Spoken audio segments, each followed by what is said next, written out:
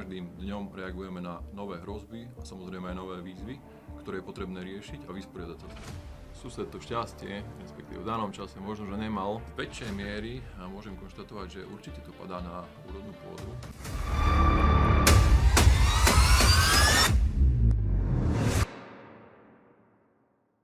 Tak ako sme avizovali, tak sme aj urobili a prišiel čas privítať nášho prvého hostia v našom podcaste v tomto krásnom štúdiu. Je tu policajt z praxe, 20-ročný, odslúžený, živý, naozajstný Jano, ktorý nám priblíži prácu policajta na ulici, plusy, minusy, výhody, nevýhody.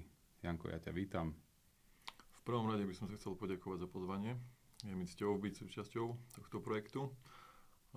Taktiež by som sa chcel predstaviť, volám sa Jan Verba. V súčasnosti som zaradený na obvodnom oddelení policajného zboru vo Vranom a Topľov, kde pôsobím od začiatku, kedy som ukončil strednú odbornú školu policajného zboru v Košiciach.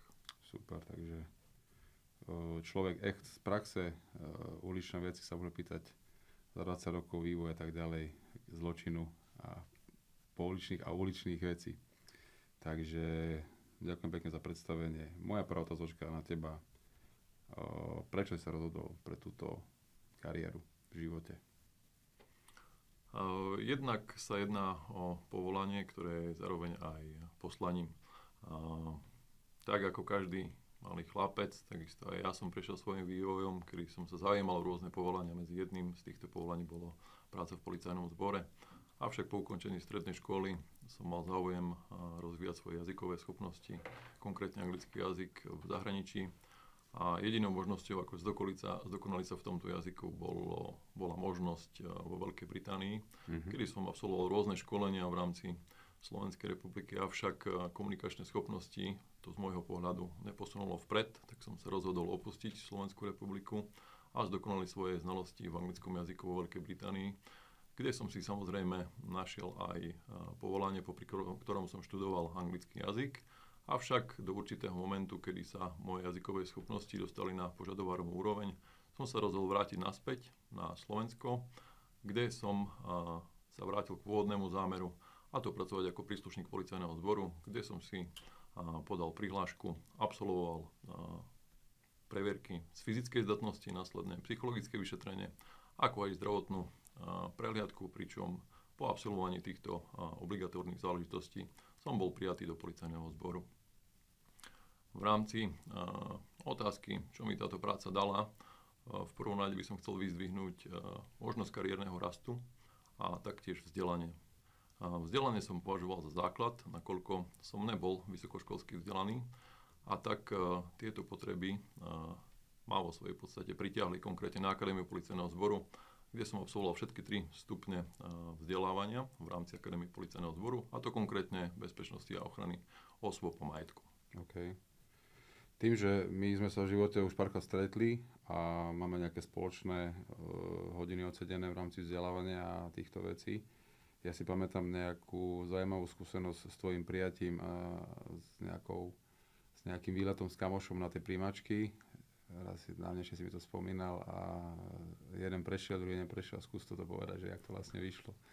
Tak bol to konkrétne sused, kedy sme sa rozhodli spoločne, a z pohľadu toho, aby neostal v tom sám, aby som ho taktiež podporil, tak sme sa zúčastnili výberového konania aj v rámci ozbrojených síl Slovenskej republiky a taktiež aj v rámci policajného zboru.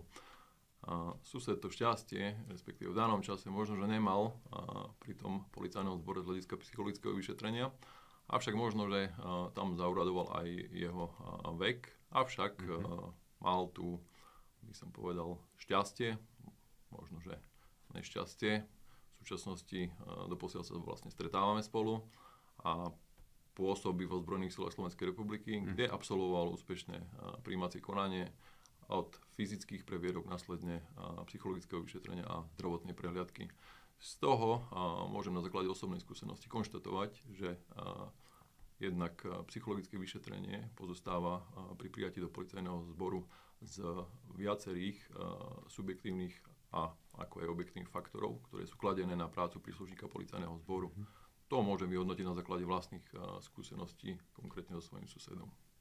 OK, takže ty si išiel ďalej a on je v armáde, takže predsa sa k tej uniforme dostal. Dostal sa k tej uniforme, intenzívne sa stretávame, porovnáme skúsenosti, porovnáme taktiež akože spoločné zážitky, prípadne a možnosti zlepšenia. Si v podstate v nejakom rezortnom pomere 20 rokov.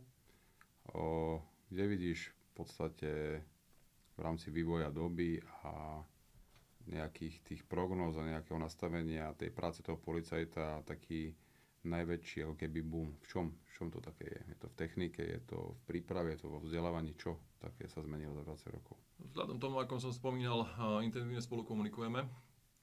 Tieto dve ministerstva sú vo svojej podstate rozdielne napriek tomu, že sa jedná v prípade oboch ministerstiev o ozbrojené zložky. A to konkrétne práca príslušníka policajného zboru je každý deň iná.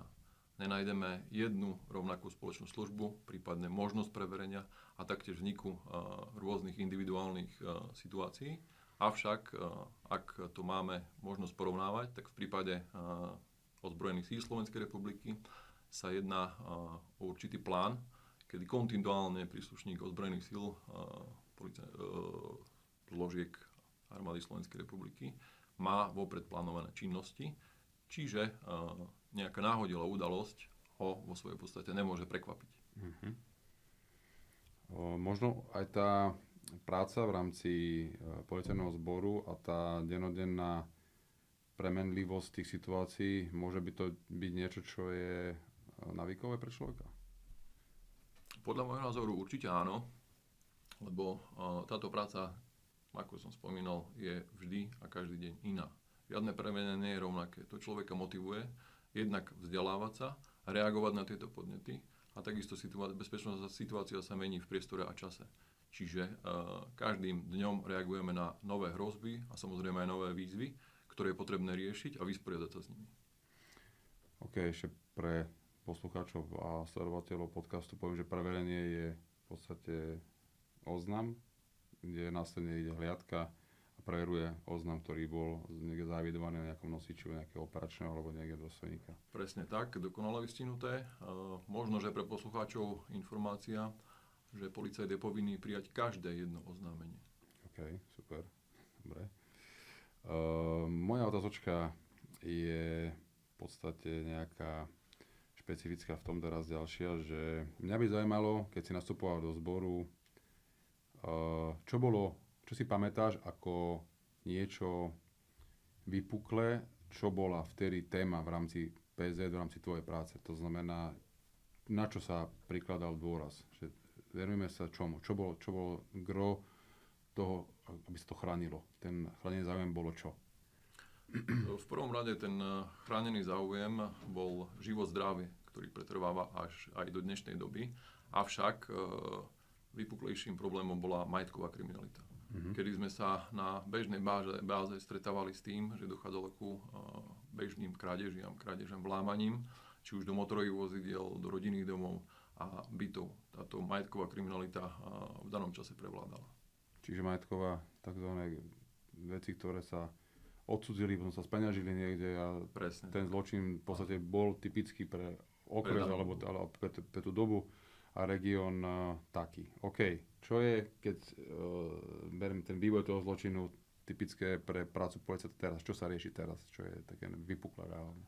Vzhľadom k tomu, že je všeobecne známe, že v spoločnosti prevláda bezhotovostný styk, tak aj ten spôsob výkonu alebo činnosti páchateľov sa nám vyvíja, kedy už je predpoklad, že tá hotovosť sa na miestach, v bytoch, prevádzkach, prípadne rodinných domov nenachádza, tak ten záujem páchateľov o danú kriminalitu klesá.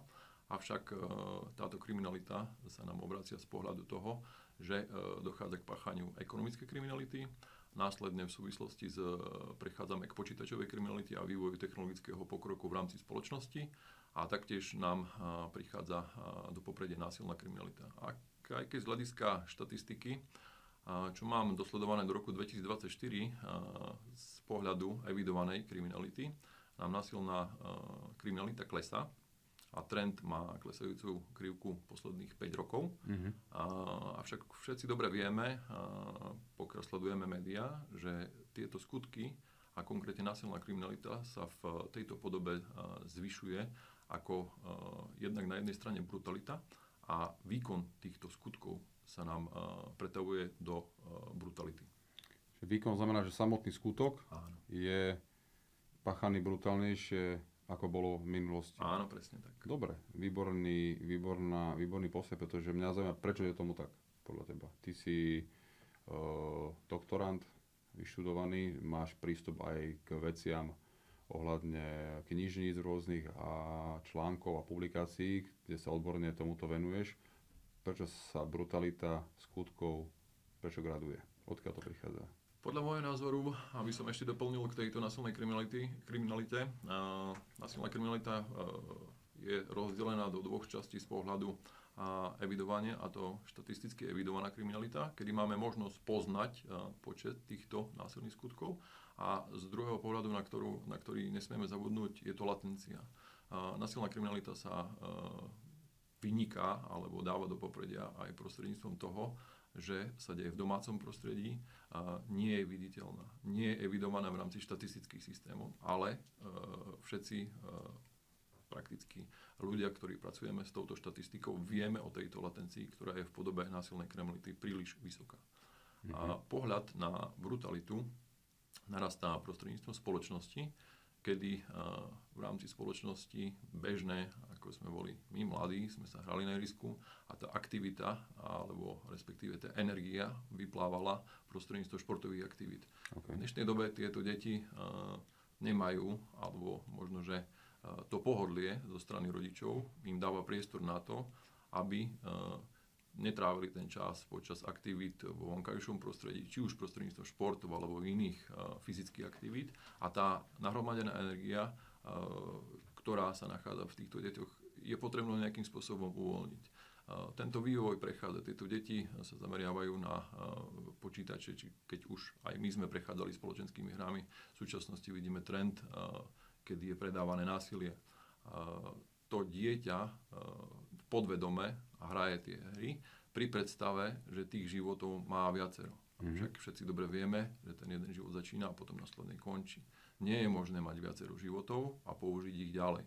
Čiže tento trend narastá pravdepodobne aj z toho, respektíve podľa môjho názoru, v rámci tejto spoločnosti, kde sú tieto deti vychované, následne sa z toho vychová páchateľ násilnej trestnej činnosti. V zbore táto počítačová kriminalita je samostatne špecifická, dostatočne nastavené oprávnenia, avšak ja vidím medzeru v tom, ako sa tieto oprávnenia využívajú. Vieme vyčleniť perimeter.